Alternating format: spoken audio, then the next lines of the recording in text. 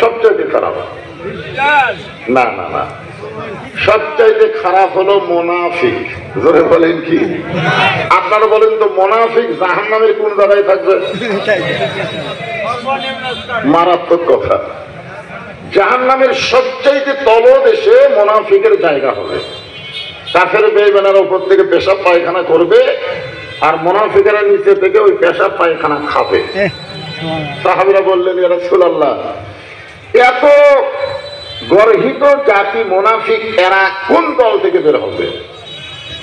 ইহুদি, খ্রিস্টান, হিন্দু, বৌদ্ধ, এরা কোন দল থেকে আবির্ভাব হবে? আল্লাহ রাসূল বললেন, এদের আবির্ভাব হবে মুসলমানের ভিতরে। মুসলমানের ভিতরে মুনাফিক যারা,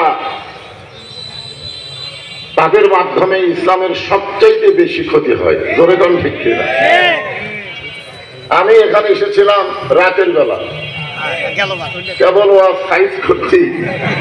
মোটামুটি আপনারা কেবল মনোনিবেশ দিচ্ছেন, ঠিক ওই সময় আমার ওয়াজকে বন্ধ করে দেওয়া হলো। যিনি বন্ধ করলেন, আপনারা তাকে মুসলমান বললেও কোরআন হাদিসের দৃষ্টিতে উনি হলেন মুনাফিক।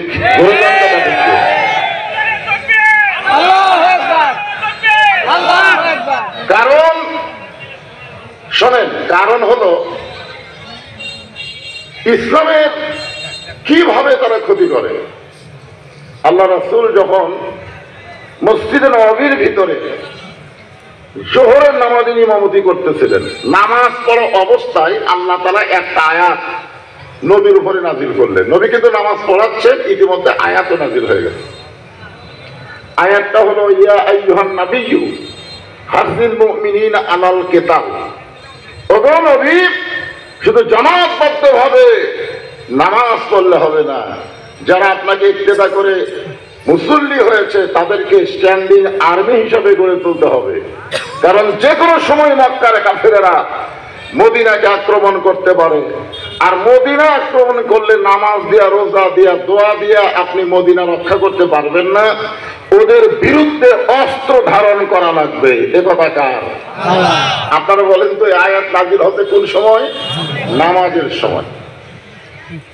নামাজ শেষ করার পরে আল্লাহ রাসূল বললেন, সাহাবীরা, একটা আয়াত আল্লাহ পাক আমার উপর নাজিল করলেন, আয়াতটা হলো এইরকম।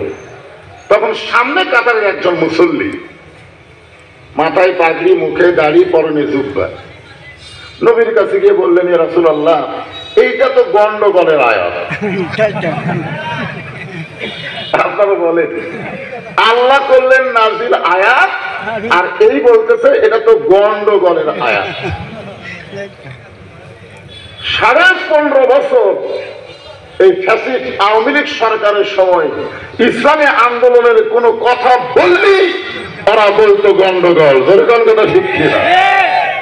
বলতো বদরুল শিখতো ওয়াজ করবার আসেনি, এটি গন্ডগোল না বলে।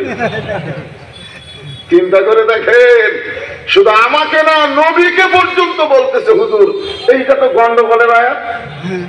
আপনারা বলেন, ইসলামী আন্দোলন কি গন্ডগোল? ইসলামী আন্দোলন কি গন্ডগোল? অন্ধকার থেকে মানুষ আলোর দিকে যাবে, এইটাকে যারা গন্ডগোল বলবে তারাই হলো মুনাফিক। জোরে কথা ঠিক কিনা? আল্লাহ রাসূল তো চিন্তা পড়ে গেলেন যে সামনে কাতারে মুসল্লি, যে দাড়ি, এটা কি দেখছেন বাবা? পাশের সবাইকে বসতে বলেন, বসার জায়গা আছে না? আচ্ছা আচ্ছা, আগে একটা ক্লিয়ার হয় আপনাদের কাছে, সেটা